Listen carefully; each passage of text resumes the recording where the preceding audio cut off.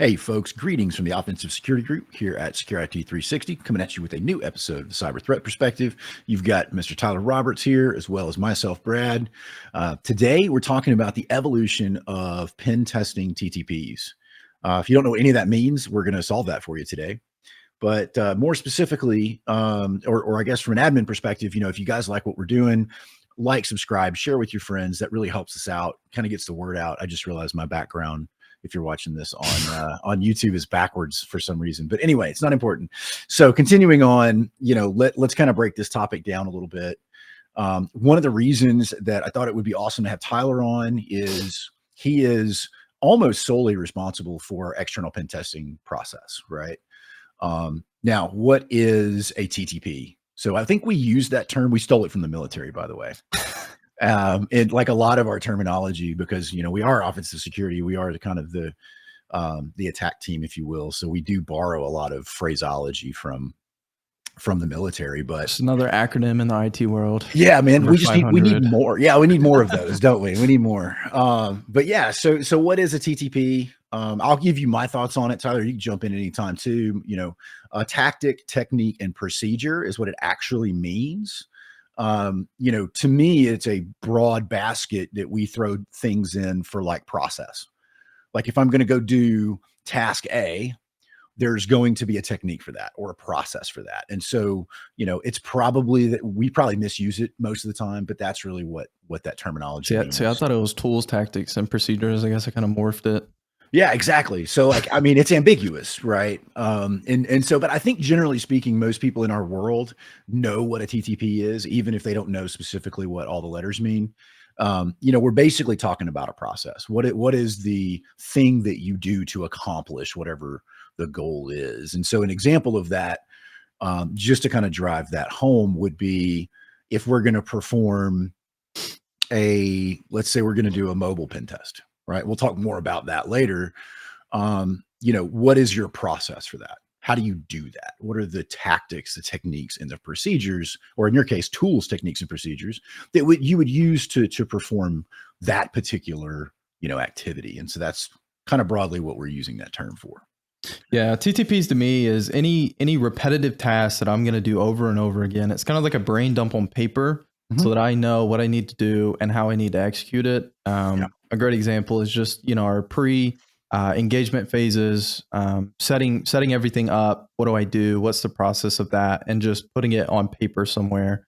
That's kind of how I envision my TTPs. Yeah, I agree with that. I do. And so, yeah, I just changed my background. So it was driving me crazy because it was backwards and it was messing with me. But, the purpose really, I think, of this podcast is talking about the evolution of TTPs, right? And I think it's probably a little bit self-explanatory that these things evolve, that they change over time. But I think specifically we should answer the question, because the change of a TTP is a TTP in and of itself, right? And so I think we have to kind of nail down what would trigger a change. Why would we make a change to our process? What are the conditions for that? You probably have some specifics for externals. Do you want to just kind of why would you change, your process? Yeah, well, we live in an ever evolving threat landscape, right? There's new threats evolving every day. There's different ways and more efficient ways to do different processes that I have. There's, better ways to gather more information faster. So it really just all comes down to how can I save time? How can I be more efficient? And how can I leverage more things faster? So the best way for me to kind of explain my TTPs is just run through, kind of my reconnaissance process of my external process, because that's been the phase that has seen the most improvement over the years.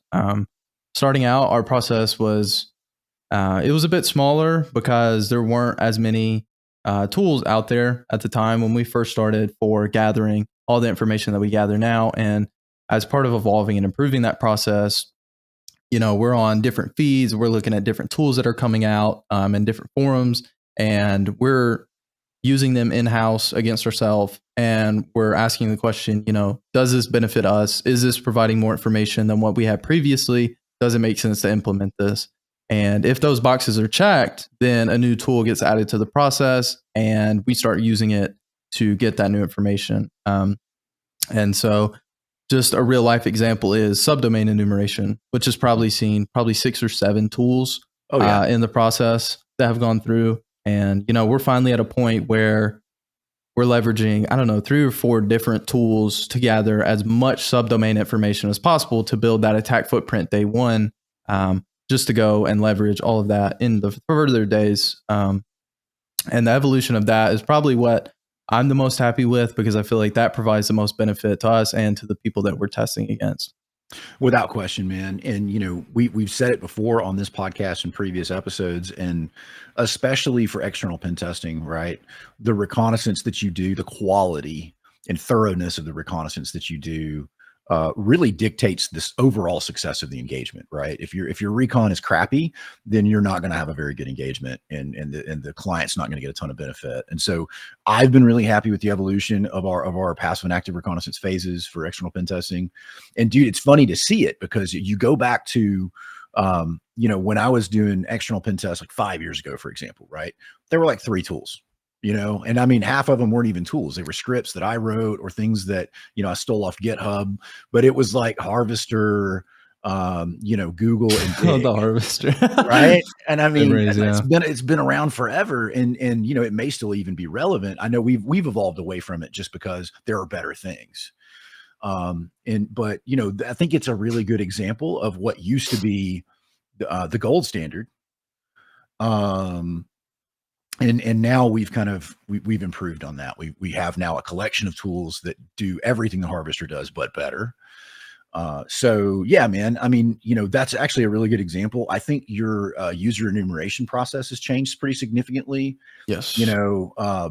Before we had things like Phonebook CZ and OneDrive Enum and all this other stuff, just finding usernames was almost, Google foo.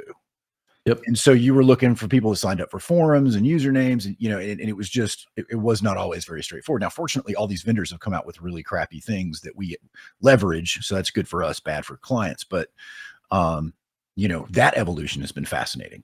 Yeah, because I think a huge part of external penetration tests is the exploitation phase, and majority of that that clients will see is that password spray, because we're looking for initial footholds there. So just evolving how we gather usernames and the breadth of what we gather now versus what we used to has been a huge evolution. But I think not all of what we've evolved in the process has specifically been putting in tools. An evolution of a TTP can also be such as adding switches to an Nmap scan to make it faster. Figuring out what makes scans run faster like that. Different commands that work better than others is another thing that we've improved, because Nmap's tough to work around, and those scans taking 5 years on an engagement wasn't really working for us. So that's also been a huge improvement and time save. It only takes a couple of /16s for you to be like, wow, my Nmap commands suck. But no, I'm glad you brought that up, because that actually kind of adds some depth to the conversation, because it's not just that a new tool came out, or it's not just that this tool aged out, or we're not using it anymore. It could just be efficiencies, or it doesn't even have to be a tool. In a lot of cases, we changed how we use something, or you've written some automation to make gluing these 3 or 4 different processes work together better. And I think those evolutions are important as well, because those efficiencies get passed on to the client.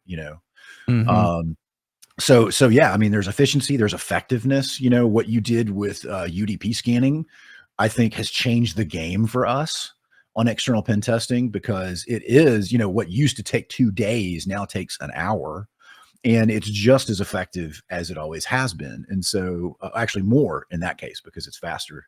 And we actually get results instead of a broken XML file. So yeah, no, that's a really good point.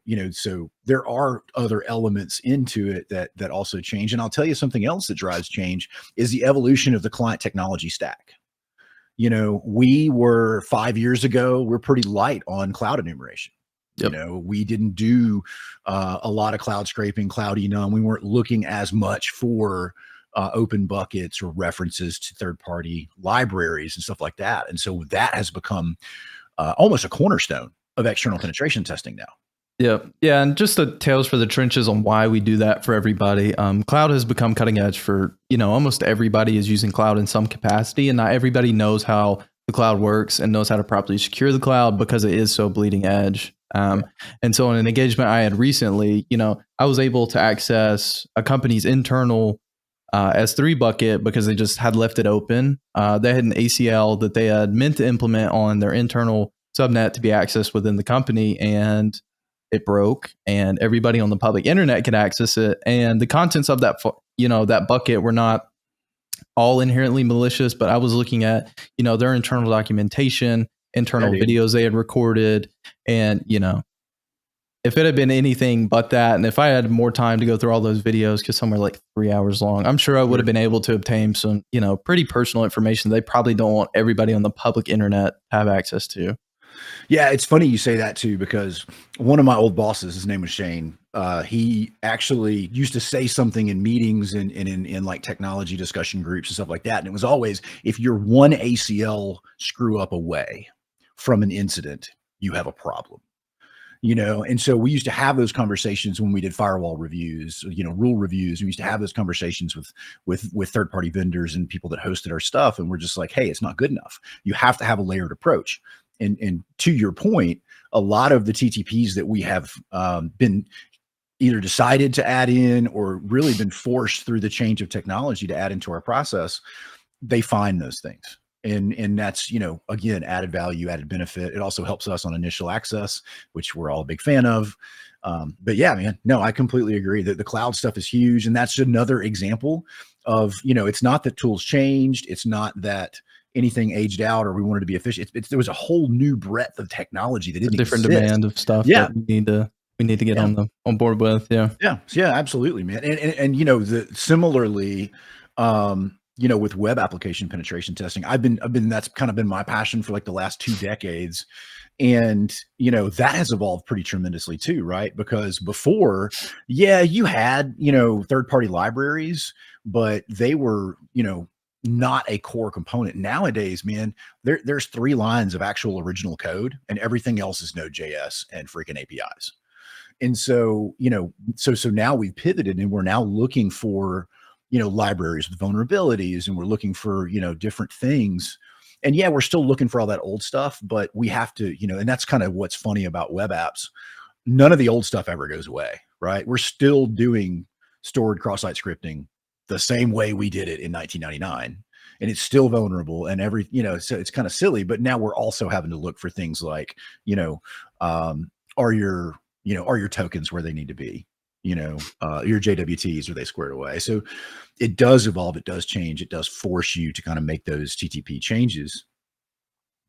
Yeah, and I think a point we can make here is the cross pollination of processes has helped evolve both, because I think a lot of what Darius has Yeah. improved on the web apps has also bled over into the externals, and we use those when we're reviewing different web applications for vendors.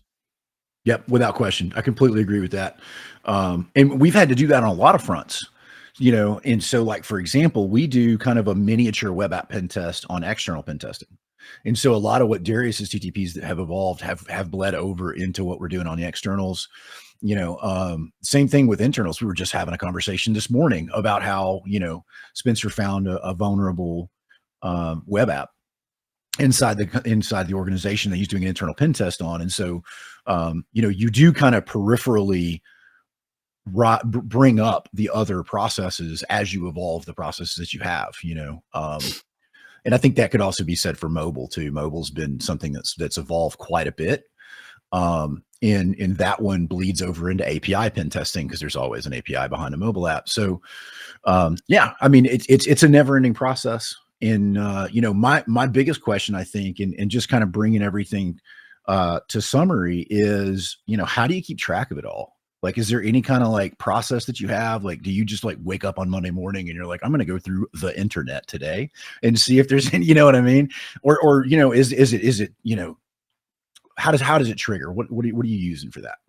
Yeah, a lot of the times it's just reviewing different forums and feeds that I've found to be useful for people just saying, "Hey, these tools are cool." Yeah.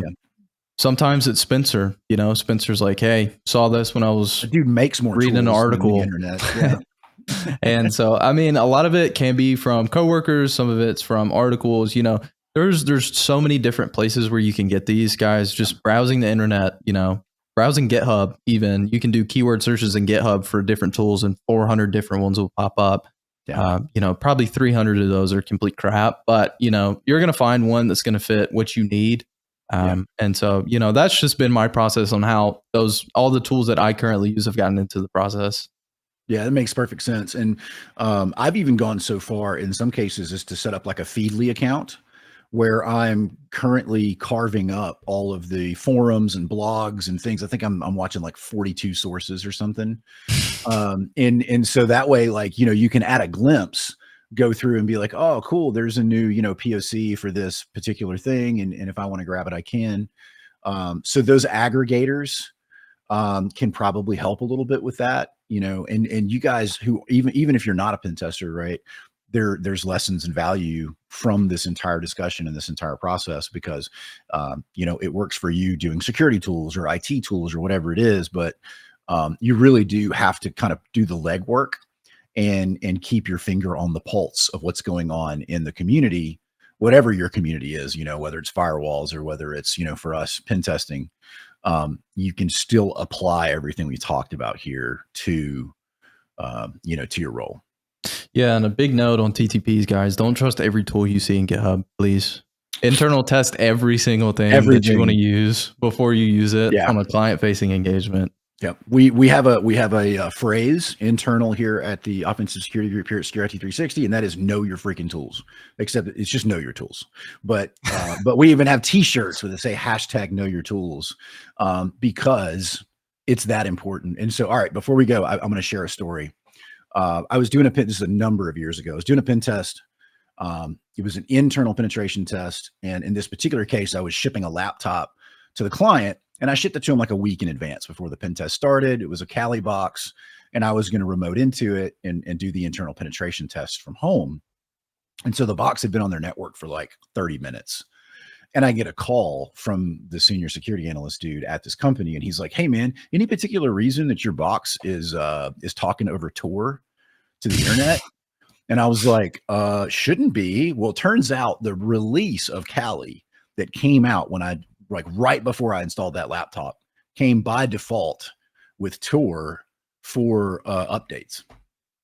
And I didn't know that. And naturally, I didn't sniff the network to see what was going on. And so I ended up having to remote in and apt get remove, everything related to Tor to get it to stop doing that. But it was embarrassing, right? It was like, I should know the thing that you've entrusted me to put on your network. So yeah, to your point, don't trust that shit, man. You got to check it out for yourself. Yep. You don't want to accidentally run a tool and then bring a whole client's network down. Gosh. I mean, technically that's a denial of service vulnerability. I'm just saying, but no, we don't do that. So listen, folks, that's all we have for you today. If you've enjoyed it, like, share, subscribe, all that good stuff really helps us out. And we will see you next Wednesday.